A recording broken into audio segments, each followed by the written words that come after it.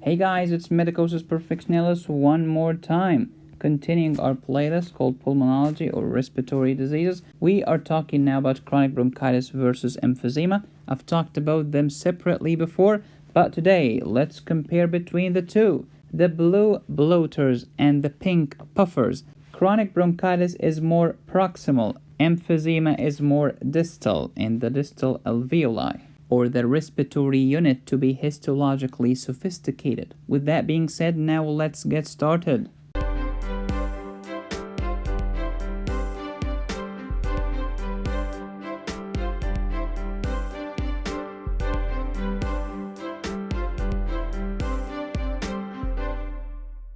Lung diseases are divided into obstructive and restrictive. Obstructive, you cannot get the air out. Restrictive, you cannot get the air in. In obstructive lung disease, FEV1 FVC ratio is low.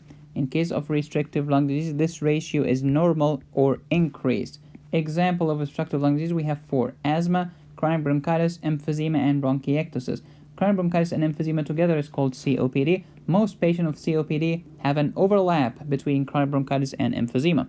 Restrictive lung disease is any disease related to the lung that happens to end in osis. Example, sarcoidosis, interstitial pulmonary fibrosis, pneumoconiosis, asbestosis, silicosis, you name it.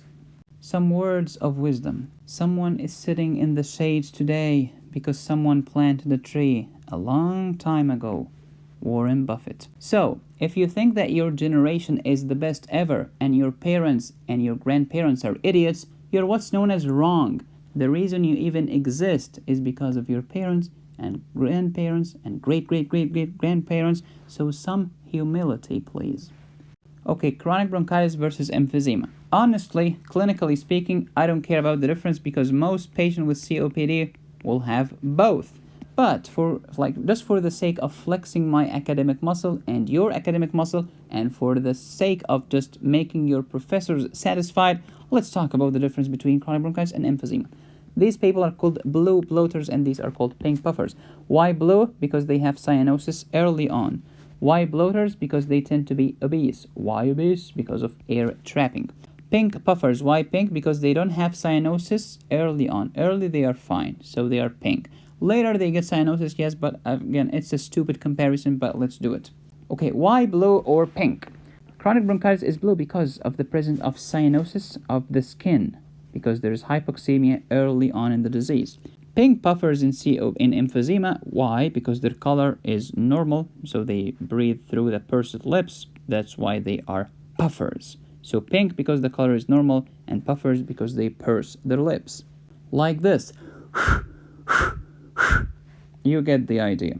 Next, the damage here is in the bronchioles, mainly conducting zone. So this is more proximal. They will lead to CO2 retention. That's why they are bloaters. And CO2 will lead to hypoxia or cyanosis.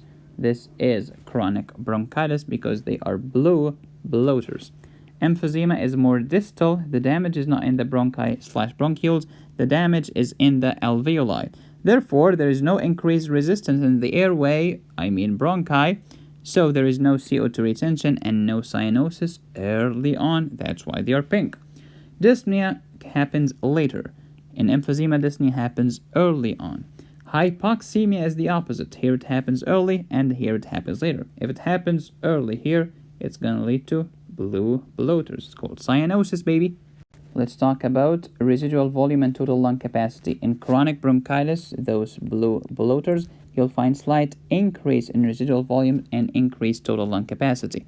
In cases of emphysema, there is huge increase in residual volume and TLC. DLCO, we have normal DLCO. Why? Because the alveoli are normal. Here we have decreased DLCO because you have destroyed the elastic fibers in the alveoli. FEV1/FVC ratio, low in both of them. FEV1 alone, low in both of them. How about FVC alone, low in both of them? Let's talk about cor pulmonale. It's more common in chronic bronchitis than emphysema. Let's talk about PaCO2. Increase, that's why they're blue. Normal to decrease, that's why they're pink. But later, they're going to be blue. pH early is low because of the high PaCO2, and this is the opposite. Cyanosis, yes, that's why we call them blue. and then emphysema is no. Again, this is early. Later, they are the same. Patient's habitus, stocky or obese. That's why we call them bloaters. But these people tend to be thin. Let's add something else. How about the AA gradient? It's gonna be widened in both of them. Again, all of this is pure garbage. Clinically speaking, every patient with COPD, almost all of them have both.